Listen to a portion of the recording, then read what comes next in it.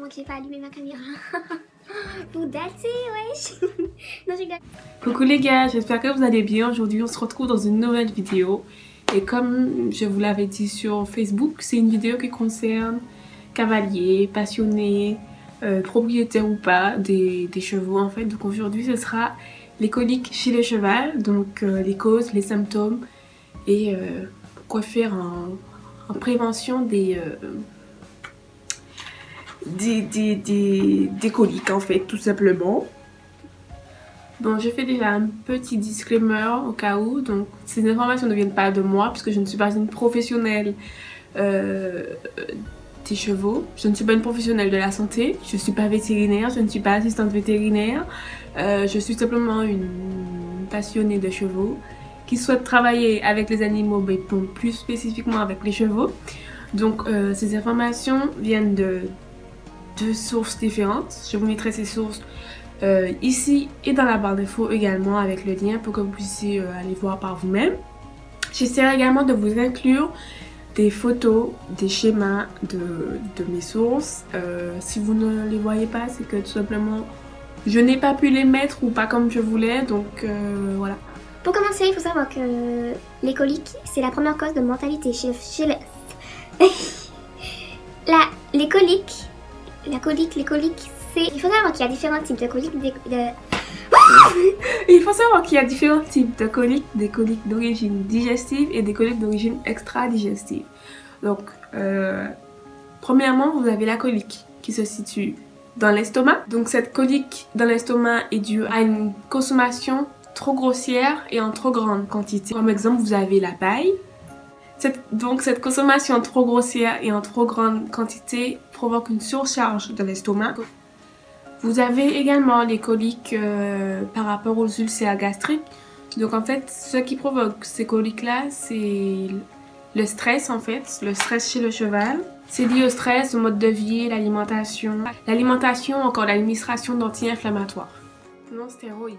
Donc vous avez les coliques dans l'estomac, mais également dans l'intestin grêle. Donc ce qui provoque les coliques dans l'intestin grêle, c'est une accumulation de particules dans l'iléon. Et cette accumulation, en fait, ça va former un bouchon. Donc vous avez les... Oh, c'est compliqué de tourner cette vidéo, hein, putain. Donc vous avez la colique de l'hernie inguinale. Donc c'est une partie de l'intestin qui va passer au travers de deux anneaux linguinaux. Et qui restera donc coincé. Du fait que ça soit coincé, le transit du cheval sera alors totalement interrompu. Bon, tout ça là, c'est dans l'intestin grêle, ok? Donc, c'est tout ce qui se passe dans l'intestin grêle. Précédemment, je vous ai parlé de l'estomac du cheval. Donc, c'était les ulcères gastriques. Et l'intestin, c'est l'hernie inguinéale et foramen épiloïque. Donc, je ne vais pas tout citer parce que ça serait beaucoup trop long. Donc, le foramen épiloïque, c'est l'intestin qui vient se coincer dans un petit orifice à l'intérieur de l'abdomen. Les conséquences sont les mêmes que pour la hernie inguinale, et il faut opérer d'urgence. Dans le même principe, l'intestin grêle peut aussi s'enrouler autour d'une boule de gras ou parfois se nouer sur lui-même. Seule la chirurgie permet de savoir ce qui se passe et résoudre le problème.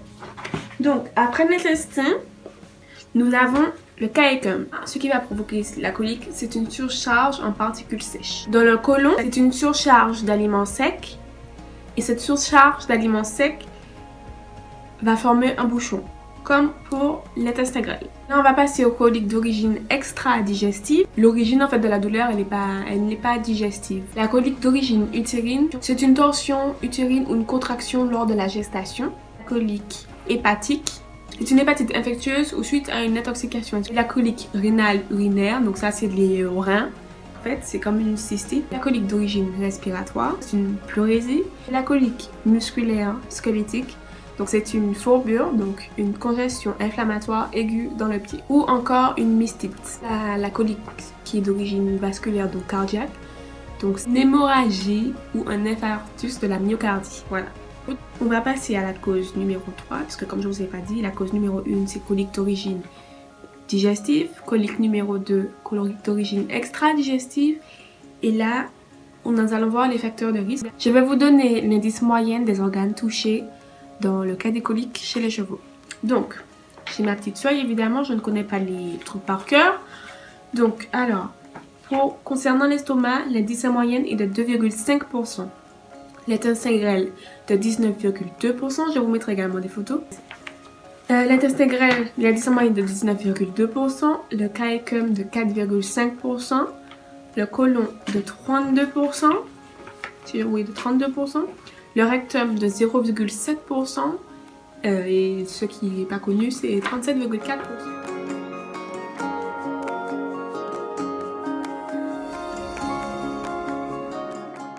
Là, on va voir les facteurs de risque liés au cheval. Donc, au cheval même. Donc, sa race. Donc, vous avez les caractères, les risques et les commentaires. Je vais simplement vous énumérer ça et vous aurez aussi les photos. Donc, vous avez la race. Donc, ça n'a pas été prouvé. Les pur sang arabes et chevaux de selle seraient plus prédisposés. Donc, en fonction du sexe, ça n'est pas prouvé. Les étalons et les ongles seraient plus prédisposés. Donc l'âge, ce n'est également pas prouvé.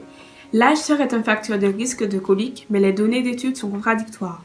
L'âge est à mettre en relation avec le niveau d'activité et l'alimentation qui seraient également des facteurs de risque de colique. Donc, les tiques épicas, donc ça a été prouvé par contre. Pardon.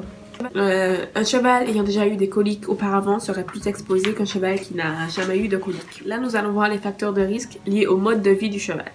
La vie en boxe. La vie en boxe favorise l'inactivité, ce serait un facteur de risque de colique.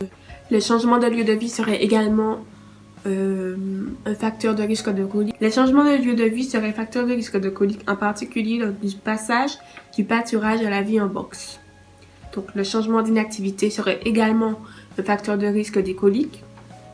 Au changement d'activité correspond en général des changements d'alimentation et de lieu de vie qui seraient des facteurs de risque de colique.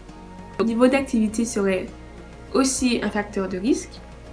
Une activité intense ou l'inactivité accroîtrait le risque de colique. Donc, le transport, ça n'a pas été prouvé que ce serait un risque de colique. Là, on va voir les facteurs de risque liés aux conditions climatiques. Donc, ça n'a pas été prouvé, mais ce serait une modification de climat, donc un changement de climat. Donc, passer du froid au chaud en 2 jours, peut-être, ce serait peut-être trop brutal comme changement et ça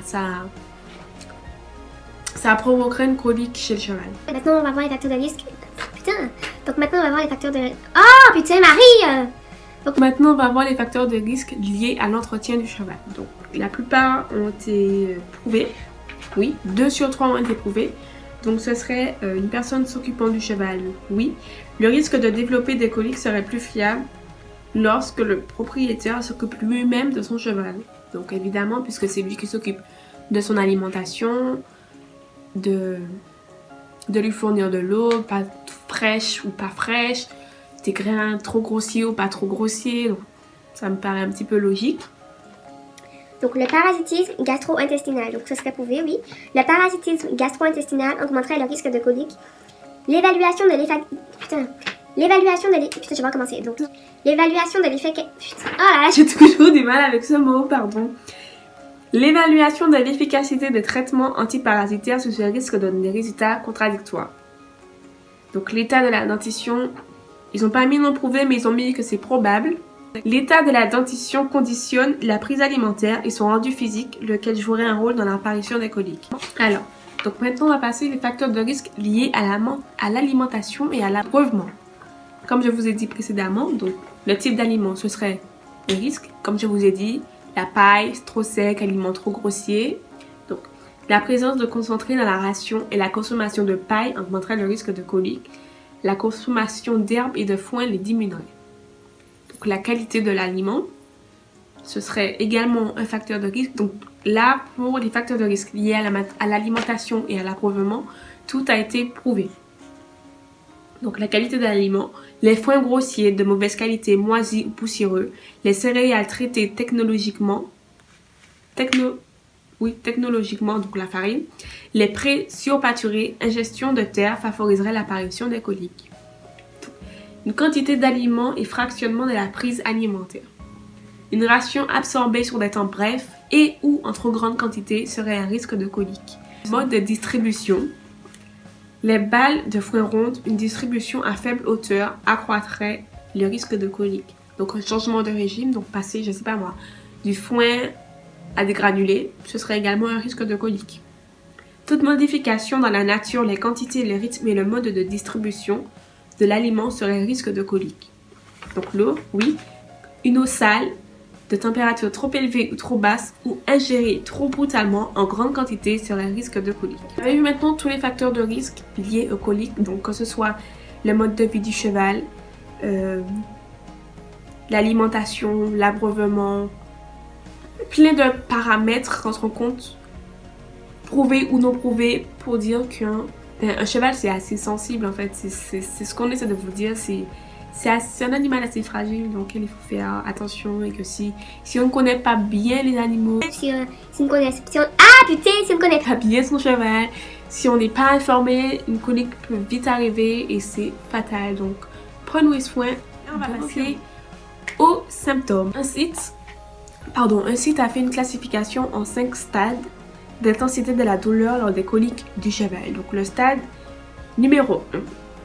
Une absence de douleur, donc aucun symptôme. Stade numéro 2.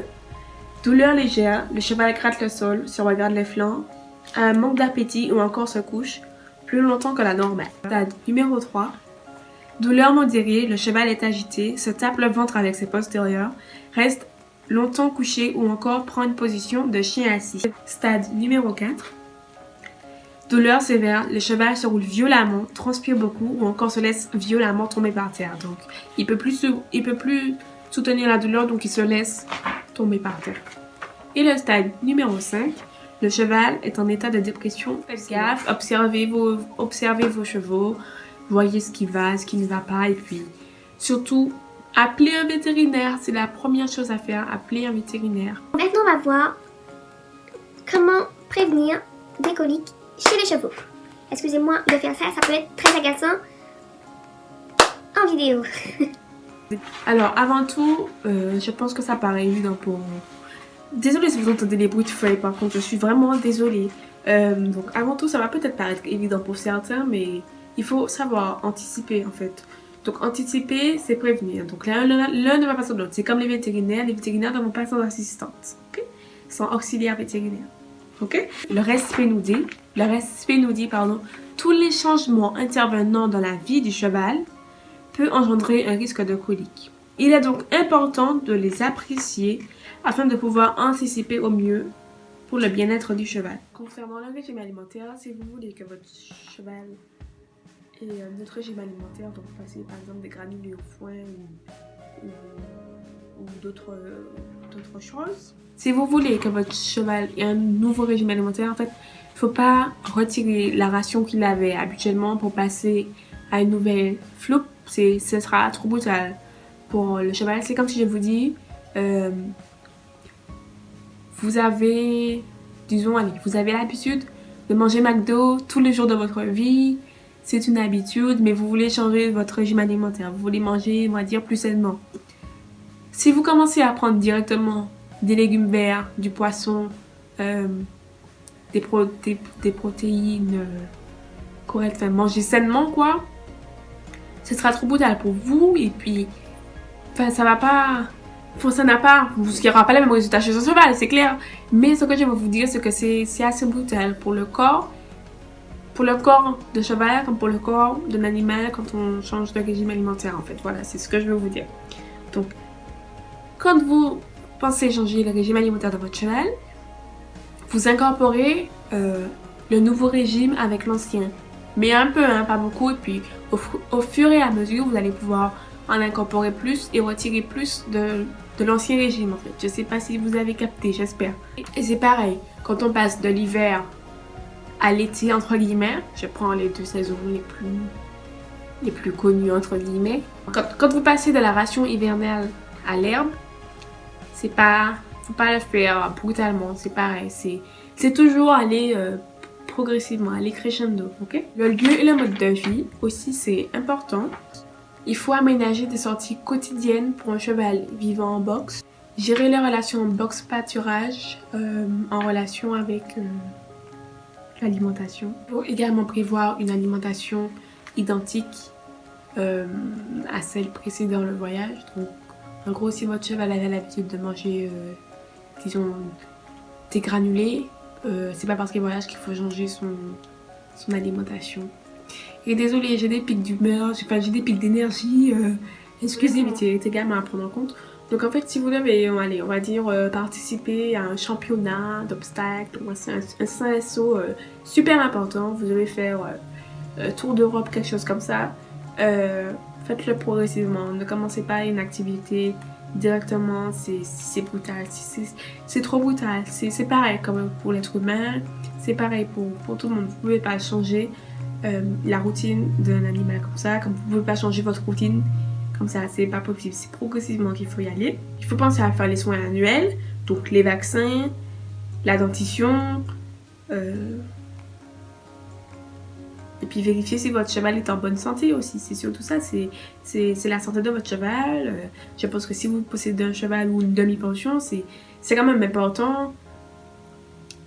C'est quand même important de savoir quand son animal va bien, qu'il est en bonne santé, qu'il n'a pas de problème de santé, qu'il n'a pas de cancer, qu'il va très bien, quoi, que tout va bien dans sa vie. Et que voilà, faut qu'il soit en bonne santé. Il faut également limiter les facteurs d'ennui et de stress. Donc, éviter que votre cheval ne reste toute une journée dans notre box, parce que c'est comme si vous enfermez toute une journée dans une chambre. Vous voyez le rapport, vous voyez le délire, c'est pas à un moment donné, vous allez devenir fou, vous allez avoir envie de sortir, enfin c'est pas tip top. Surtout qu'un box c'est quoi? C'est même pas 9 mètres carrés, c'est même pas... Enfin bon, ça dépend des box, mais c'est pas très grand quoi, c'est une chambre on va dire, ok? Une chambre c'est minimum 9 mètres carrés. Donc évitez que votre cheval ne reste toute une journée en box, ou si vous pouvez pas le faire sortir, demandez à quelqu'un que vous connaissez, ou le gérant de faire sortir votre cheval, votre bien-aimé. Et la dernière chose qui est très importante, votre cheval doit toujours avoir de l'eau. Faut pas qu'elle soit sale, faut pas qu'elle soit trop fraîche, faut pas qu'elle soit trop chaude. Il faut qu'elle soit, on va dire, à température ambiante, donc ni trop glacée, ni trop chaude, et pas sale. Je vous ai donné tous mes petits tips pour prévenir les coliques chez le cheval. Mais surtout, sachez que je ne remplace pas un vétérinaire. Je ne suis pas vétérinaire.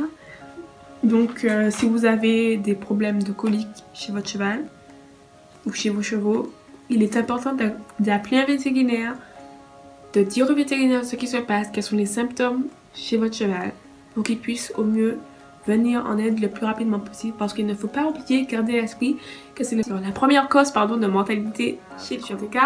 Donc je voulais vous parler de Utip, qui est donc une plateforme qui rémunère les créateurs de contenu. Donc je crois que ce soit sur YouTube, Instagram, Twitter, bon, bref, les créateurs de contenu, quoi, ceux qui créent du contenu. Donc en fait Utip, oui, donc il rémunère les créateurs de contenu. Donc c'est soit vous regardez une vidéo, soit vous faites un don. Donc le don, ça peut être 50 centimes, 1 euro, 10 euros, bon bref. Le montant que vous souhaitez que le créateur obtienne du coup. Et donc du coup, ben voilà, si mon contenu vous plaît, que vous aimez ce que je fais, que vous souhaiterez que je m'améliore, que ce soit dans mon contenu, dans mon matériel, ben je vous mets mon compte YouTube en barre d'informations avec également les liens des 2 sources dont je vous ai cité dans la vidéo. Et puis voilà, enfin, je vous fais des bisous et puis je vous dis à très bientôt. Prenez soin de vous et de vos chevaux.